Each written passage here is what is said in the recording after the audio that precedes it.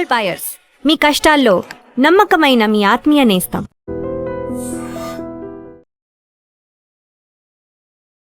నమస్తే, welcome to I dream. Ebola భయపెడుతోంది. శంషాబాద్ లో దిగినటువంటి సూడాన్కు చెందిన ఇద్దరు వ్యక్తులు అనుమానాస్పదంగా కనిపిస్తే, ఆ లక్షణాలు కనిపిస్తే గాంధీ ఆసుపత్రిలో ఐసోలేషన్ వార్డ్ లో ఉంచారు. వాళ్ళతో కొంచెం క్లోజ్ కాంటాక్ట్ ఉన్నటువంటి మరో వ్యక్తిని కూడా పరిశీలిస్తా ఉన్నారు. ప్రజెంట్ ఐసోలేషన్ వార్డ్ లోనే ఉంచి మొత్తం 3కి చేరింది ఈ సంఖ్య. మధ్య ఆఫ్రికా దేశాల్లో ప్రమాద ఘంటికలు మోగిస్తున్నటువంటి ఈ వైరస్ మన దేశంలో ఇంకా నమోదు కాల పాజిటివ్ రాలేదు. అయినప్పటికీ ప్రభుత్వాలు జాగ్రత్తలు తీసుకుంటున్నాయి. ఈ ఎబోలా గురించి పూర్తిగా సమాచారం మనం తెలుసుకునే ప్రయత్నం చేద్దాం. ఈ లక్షణాలు ఏ విధంగా ఉంటాయి, వచ్చి ఒకవేళ పాజిటివ్ వస్తే పరిస్థితులు ఏ విధంగా ఉంటాయి, వీటన్నిటి గురించి మాట్లాడదాం. ప్రస్తుతం లైవ్ కాల్ లో జాయిన్ అయ్యారు ప్రముఖ వైద్యులు పాపారావు గారు. సార్తో మాట్లాడదాం. సార్ నమస్కారం. నమస్తే అండి. సార్, ఎబోలా వైరస్ నిజంగా కరోనా కంటే చాలా డేంజర్ అంటూ సోషల్ మీడియాలో పెద్ద ఎత్తున వార్తలు వస్తా ఉన్నాయి. మధ్య ఆఫ్రికా దేశాలు అయితే వందల సంఖ్యలో చనిపోతున్నటువంటి పరిస్థితి కూడా మనం చూస్తా ఉన్నాం. ఇంకా ఇక్కడ పాజిటివ్ రాలేదు. ఎవరైతే అనుమానిత లక్షణాలు ఉన్నాయో ఆ శాంపిల్స్ పూణే వైరాలజీ సెంటర్ కి పంపించినట్టుగా ఇన్ఫర్మేషన్ అయితే ఉంది. ఏంటి సార్ ఎబోలా గురించి ఏం చెప్తారు? ఎందుకు అంత ప్రమాదకరం? ఎబోలా హ్యూమన్ సొసైటీలోకి వచ్చి సుమారుగా 50 సంవత్సరాలు అవుతుంది. 1976 లో వచ్చింది, కనిపెట్టారు మొదట కాంగోలోని. సో అక్కడి నుంచి ఇది ఫ్రీక్వెంట్ గా ఇది ఎపిడమిక్స్ కాజ్ చేస్తూ ఉంది.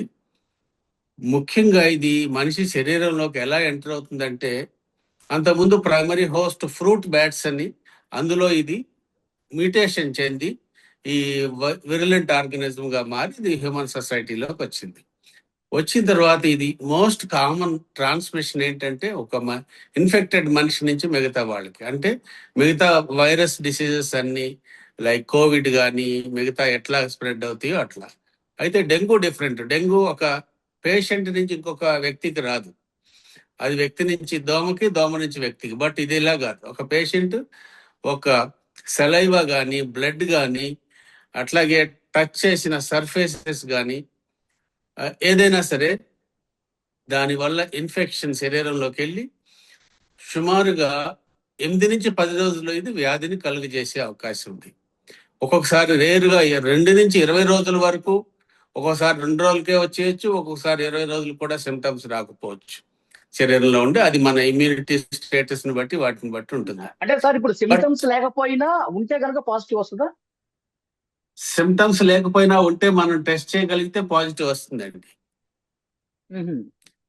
సిమ్టమ్స్ వచ్చిన తర్వాత ఇన్ఫెక్టివిటీ ఎక్కువ ఉంటుంది అనమాట. ఎదుటి వాళ్ళకి ఇన్ఫెక్షన్ కలిగజేసే అవకాశం ఎక్కువ ఉంటుంది. సిమ్టమ్స్ వచ్చే వరకు ఇన్ఫెక్టివిటీ అంత ఎక్కువ ఉండదు. అంటే లక్షణాలు ఎట్లా ఉంటాయి సార్? ఏ లక్షణాలు ఎలా ఉంటాయి అంటే, అది ఫీవర్ తో స్టార్ట్ అవుతుంది. కొంచెం హై గ్రేడ్ ఫీవర్ వస్తుంది, తలనొప్పి విపరీతంగా వస్తుంది, ఒళ్ళు నొప్పులు. ఇది ఇనీషియల్ గా అంటే ఏ వైరల్ ఫీవర్ లాగానే సాధారణంగానే మొదలవుతుంది. తర్వాత 2-3 రోజుల తర్వాత ఇది సివియర్ గా మారి వాంతులు, విరోచనాలు, దద్దుర్లు, దాన్నే హెమరేజెస్ అంటాం. ఆ తర్వాత ఏమో మోషన్స్, ఇంకా బ్లడ్ ప్రెషర్ తగ్గిపోవటం, ఆయాసం రావటం. తర్వాత ఆర్గాన్స్ ఒక్కొక్కటి, ఎందుకంటే ఇది లివర్ లోను ముఖ్యంగా శరీరంలో ప్రవేశించిన వెంటనే బ్లడ్ సెల్స్ లో కొన్ని మ్యాక్రోఫేజ్ అని బ్లడ్ సెల్స్ ఉంటాయి. ఇవి ఏదైనా బయట నుంచి వచ్చిన వైరస్ కానీ ఆర్గానిజమ్స్ కానీ తినేస్తాయి, వాటిని ఎఫెక్ట్ చేసి వాటిని డిస్ట్రాయ్ చేస్తాయి. ఆ తర్వాత లివర్లోకి వెళ్ళి లివర్లో ఉండి లివర్లో వ్యాధి కలిగిస్తాయి. తర్వాత ఇక శరీరం అంతా వ్యాపించి ప్రతి చోట ఇది మల్టీ ఆర్గాన్ ఫెయిల్యూర్కి గురి చేసి తీవ్రమైన ప్రాణాంతకమైన డిసీజ్ గా మారే అవకాశాలు ఉంటాయి. దీని మరణాల రేటు ఎంతంటే, సుమారుగా 100 మందికి ఇన్ఫెక్ట్ అయితే 50 మంది మరణించే అవకాశాలు ఉన్నాయి. సో అంత తీవ్రమైంది. సో దీనికి యూజువల్ గా హెమరేజెస్ అనేది మోస్ట్ కామన్. ఎందుకంటే బ్లడ్ వెసల్లో ఉన్న పర్మియబిలిటీ అంటాం, ఆ థిక్నెస్ ని తిన్నుగా చేసి లోపల బ్లడ్ లో ఉండే బ్లడ్ సెల్స్, ప్లాస్మా అనే ద్రవం ఉంటుంది. ఆ ద్రవం రక్తనాళాల్లో నుంచి బయటకు వచ్చేటట్టు చేస్తుంది అనమాట. దాన్నే హెమరేజిక్ ఫీవర్స్ అంటాం. హెమరేజిక్ ఫీవర్స్ డెంగ్యూలో కూడా ఇదే పాథోఫిజియాలజీ ఉంటుంది, ఇందులో కూడా. కానీ ఇది సివియర్ గా ఉంటుంది ఎబోలాలో. అలాగా బ్లడ్ ప్రెషర్, బీపీ అంటే బ్లడ్ వాల్యూమ్ 1 లీటర్ 2 లీటర్లు అలాగా బ్లడ్ వెసల్స్ నుంచి బయటకు వచ్చేస్తే బీపీ డ్రాప్ అయిపోతుంది.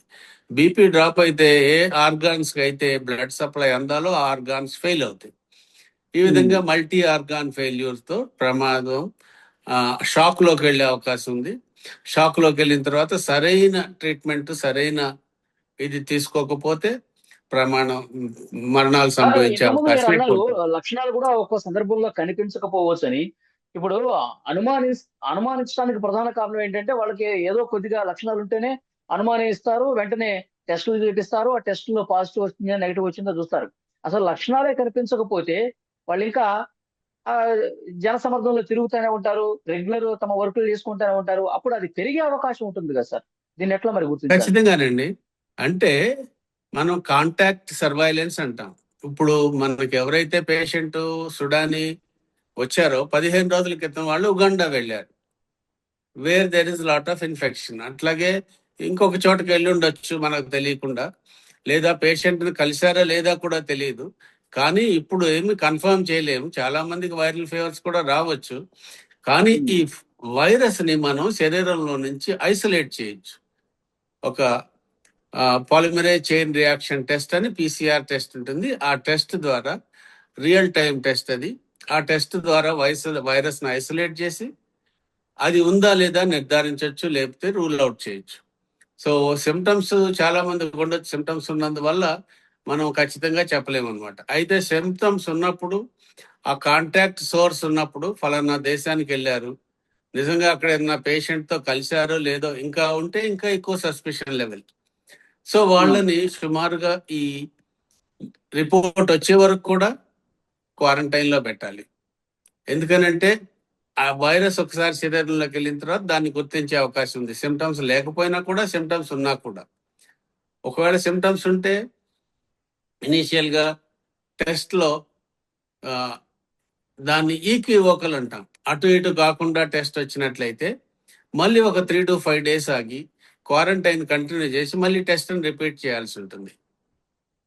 ఓకే. సో ఈ విధంగా మనం ఈ కంటైన్ చేయాలన్నమాట. అంటే ఇది సొసైటీలోకి వెళ్లకుండా, ఎక్కువ మందికి ట్రాన్స్మిట్ అవ్వకుండా ఆ పేషెంట్ అలా కంటైన్ చేస్తుండాలి. సార్ లేదా దీన్ని ఇది పూర్తిగా తగ్గించే పరిస్థితి ఉందా? దీనికి మందులు ఉన్నాయా సార్? శాశ్వత పరిష్కారం ఉందా? మందులు ఇంకా ఆ ఇది విధంగా ఖచ్చితంగా ఇది మందని లేదండి, ఇంకా ఎక్స్పెరిమెంటల్ లెవెల్స్ లోనే ఉన్నాయి. ఒబిడివిర్ అని ఒకటి వర్క్ చేస్తున్నట్టు తెలుస్తుంది. అలాగే మనం కోవిడ్ లో వాడినటువంటి రెమ్డెసివిర్ తో కూడా కొన్ని ప్రయోగాలు జరుగుతూ ఉన్నాయి. అది కూడా ప్రామిసింగ్ గానే అనిపిస్తుంది ఇనీషియల్ గా. సో మనకి ఇప్పుడు వచ్చిన ఒబిల్డివిర్ లేదు కాబట్టి రెమ్డెసివిర్ కూడా ప్రయత్నం చేయొచ్చు. సార్ ఖచ్చితంగా ఈ మందు వాడితే తగ్గిపోతుందని చెప్పి ఇంకెక్కడ ధృవీకరించలేదు అయితే. లేదండి, ఇంతవరకు ఖచ్చితంగా డ్రగ్ ఆఫ్ చాయిస్ అంటాం, అలాంటివి ఉంటే. డ్రగ్ ఆఫ్ చాయిస్ అంటూ ఏం లేదు. మెయిన్ గా మనం ఇవ్వాల్సింది సపోర్టివ్ మెజర్స్. ఒకటి, ఫీవర్ వస్తే ఫీవర్ తగ్గడానికి పారాస్టమాల్ లాంటి తలనొప్పికి పారాస్టమాల్ ఇలాంటివే వాడాలి. వేరే పెయిన్ కిల్లర్స్ వాడకూడదు. దానివల్ల రక్త కణాలు కొంత తగ్గే అవకాశం ఉంటుంది. ద్రవాహారం ఎక్కువ తీసుకున్నందువల్ల బ్లడ్ ఏదైతే బ్లడ్ బీపీ డౌన్ అవుతుందో ఆ బీపీ డౌన్ అవ్వకుండా బ్లడ్ వాల్యూమ్ మెయింటైన్ అయ్యి బ్లడ్ ప్రెషర్ మెయింటైన్ అయ్యే అవకాశం ఉంటుంది అనమాట. ఓకే సార్, ఇంతకుముందు మీరు అన్నారు 1976లోనే ఎబోలాకి సంబంధించి మొదటి కేసు గుర్తించారు, అప్పటి నుంచే ఉందని. మరి ఇప్పుడు ఇన్ని దశాబ్దాలు అవుతున్నా సరే ఎందుకు పర్ఫెక్ట్ గా దీనికి ఇది శాశ్వతంగా ఒక మందుని కనుగొనలేని పరిస్థితి ఏర్పడింది అంటారు?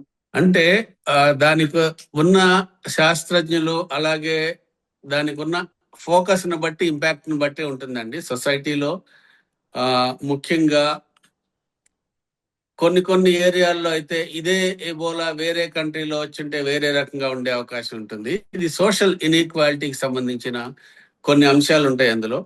ఇది మెయిన్ గా ఆఫ్రికా దేశంలో ఎక్కువ ఉంది కాబట్టి, అది కూడా కొద్ది సంఖ్యలోనే వస్తుంది కాబట్టి అంత ఎక్కువగా ఎక్స్పెరిమెంట్స్ జరగలేదు అనిపిస్తుంది. అయితే డెంగ్యూ ఫీవర్ కూడా ఎప్పటి నుంచో ఉంది, దాదాపు 250 years నుంచి మానవ సమాజంలో ఉంది. దానికి కూడా ఇది విధంగా ఇది యాంటీవైరల్ డ్రగ్ అనేది లేదు. సో ఒక్కొక్కసారి ఈ వైరల్ రూపాంతరం చెందుతూ ఉంటుంది. దానివల్ల డ్రగ్స్ కనుక్కోవడం కష్టం అవుతా ఉంటుంది అనమాట. ఒకవేళ డ్రగ్ కనుక్కున్నా వెంటనే అది రూపాంతరం చెంది కొత్త వైరస్ గా అది మెటమార్ఫోస్ మారిపోయే అవకాశం ఉంది. అలాంటప్పుడు ఈ మందు దానికి పనిచేయకుండా ఉండే అవకాశం ఉంది అనమాట. ఓకే సార్, ఈ ఎబోలా వైరస్ అనేది అసలు మనిషికి దేని నుంచి వచ్చింది సార్? మనిషికి ఇది ఫ్రూట్ బ్యాట్ నుంచి వచ్చిందండి. బ్యాట్స్ అని అంటాం కదా.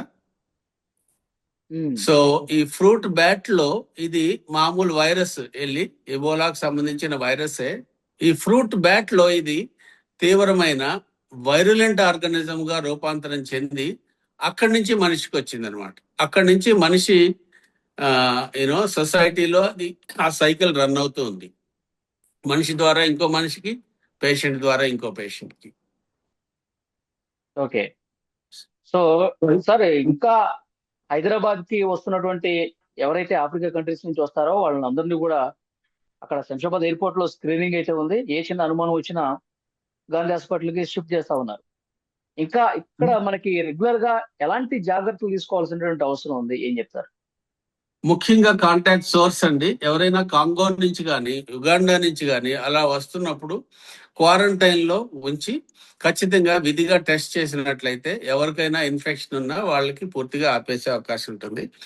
అలాగే ఒక పేషెంట్ తో టచ్ చేసి లేకపోతే ఒక పేషెంట్ ని ట్రీట్ చేసి వచ్చిన డాక్టర్ కానీ లేదా నర్స్ కానీ లేకపోతే ఎనీ హెల్త్ వర్కర్ కానీ అయితే వాళ్ళని కూడా క్వారంటైన్ లో ఉంచాలి. అలాగే బయటకు వచ్చిన తర్వాత అది ఇన్ఫెక్షన్ కంటాజియస్ డిసీజ్ కాబట్టి యూనివర్సల్ ఇన్ఫెక్షన్ ప్రికాషన్స్ అంటాం. మాస్క్ పెట్టుకోవటం, హ్యాండ్ వాష్ చేసుకోవటం, ఎక్కడ పడితే అక్కడ చేతులు పెట్టకుండా ఉంటాం.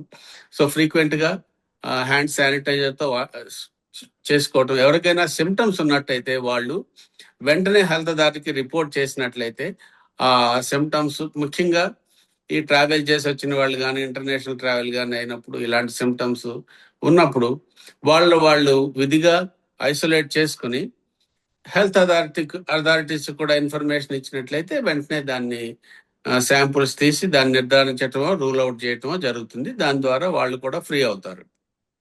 ఓకే సార్, కరోనా కంటే డేంజర్ సార్ ఈ వైరస్? కరోనా కంటే ఖచ్చితంగా డేంజర్ అండి. ఇప్పటి వరకు 50% మోర్టాలిటీ. కరోనాకి మహా అయితే 2%, లెస్ దాన్ 2%. 100 మందికి వస్తే 2% లోపే అక్కడ మరణాల సంఖ్య. ఇక్కడ 100 మందికి వస్తే 50 మంది చనిపోయే అవకాశం ఉంది. ఇప్పటి వరకు 63 మంది చనిపోయారు. ముఖ్యంగా అందులో 42 మంది కాంగోలోనే, రిపబ్లిక్ ఆఫ్ కాంగోలో, ఉగాండాలో ఒకరు, ఇట్లా ఉన్నాయన్నమాట. చాలా మంచి ఇన్ఫర్మేషన్ ఇచ్చారు sir. Thank you very much Paparao గారు.